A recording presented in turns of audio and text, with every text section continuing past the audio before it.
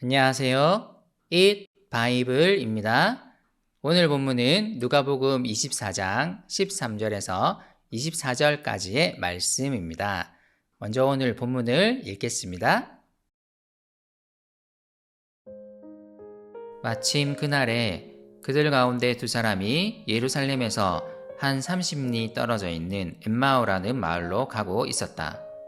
그들은 일어난 이 모든 일을 서로 이야기하고 있었다. 그들이 이야기하며 토론하고 있는데 예수께서 가까이 가서 그들과 함께 걸으셨다. 그러나 그들은 눈이 가려져서 예수를 알아보지 못하였다. 예수께서 그들에게 물으셨다.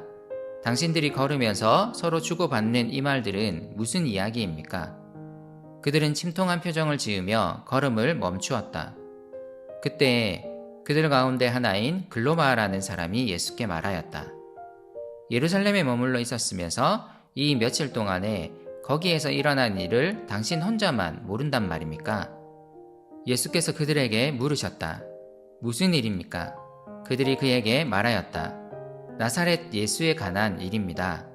그는 하나님과 모든 백성 앞에서 행동과 말씀에 힘이 있는 예언자였습니다.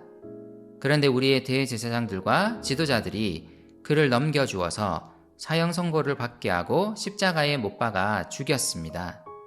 우리는 그분이야말로 이스라엘을 구원하실 분이라는 것을 알고서 그분에게 소망을 걸고 있었던 것입니다.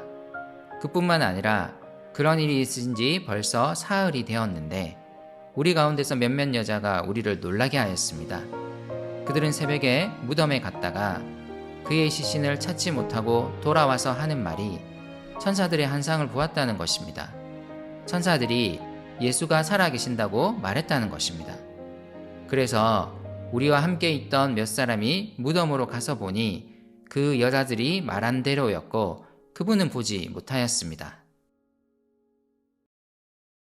예수님이 부활하셨다는 소식이 제자들에게 들려옵니다. 놀란 베드로는 예수님의 무덤으로 달려가 비어있는 무덤을 확인했습니다. 하지만 여자들의 증언만 있을 뿐이지 제자들은 다시 살아난 예수님을 보지 못했습니다. 정말 당황할 수밖에 없는 아침이었을 것입니다.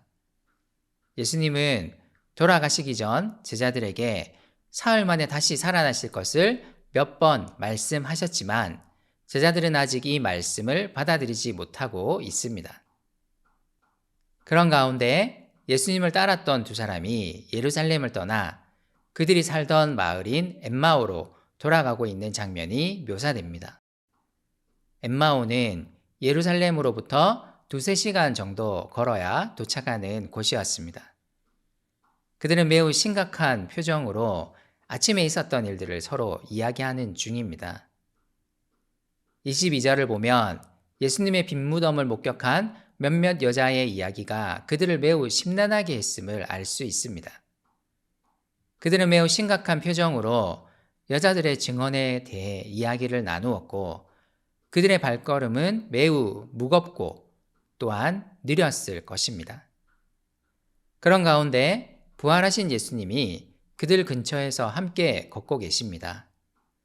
큰 명절이 지난 직후라 예루살렘을 떠나는 사람들이 분명 있었을 것이고 그들은 예수님을 예루살렘 순례자 중 한 명으로 여겼을 것입니다.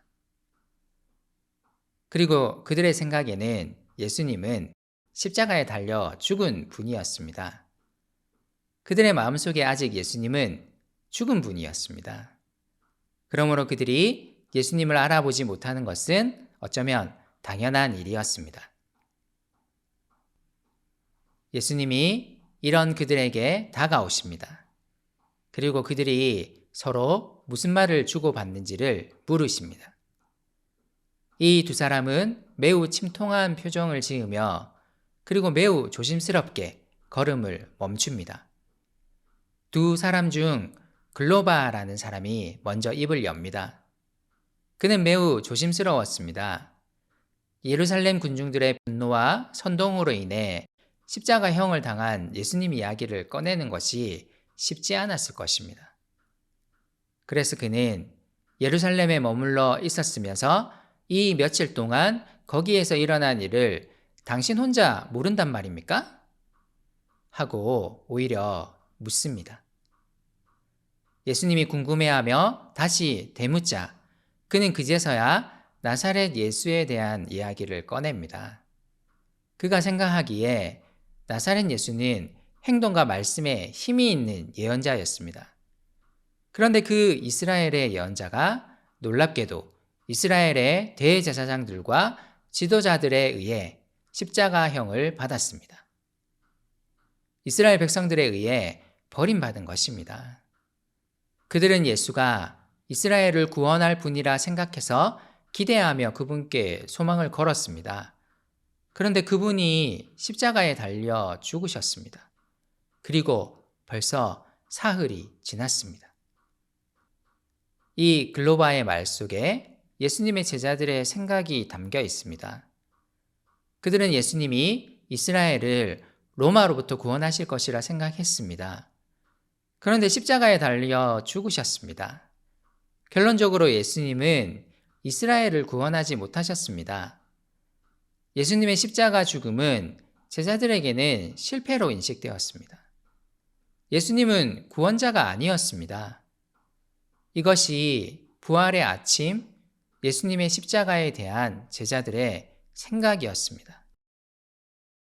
예수님은 자신이 고난을 당함으로써 죽임 당함으로써 사람들을 구원하실 것이라 분명히 말씀하셨습니다. 하지만 제자들은 이 말씀을 기억하지 못합니다.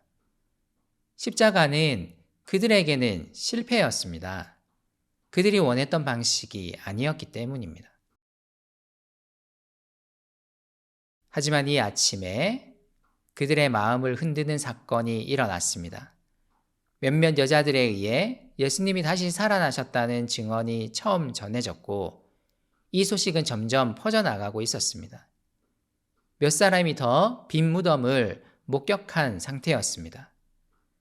그리고 이제 곧 십자가가 구원의 실패라는 그들의 인식에 큰 균열이 일어날 것입니다. 그들의 생각과는 다르게 오히려 십자가가 사람들을 구원했습니다. 예수님의 십자가는 이제 죽음과 실패의 상징이 아니라 구원의 상징이 되었습니다. 예수님은 죽음에 머물지 않으시고 다시 살아나셨습니다. 그러므로 우리는 그분의 십자가를 자랑하고 그분의 십자가를 의지합니다.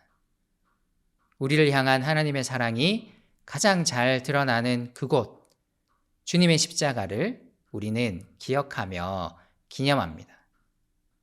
우리를 위해 자신을 내어주신 예수님의 사랑이 우리 마음에 가득했으면 좋겠습니다.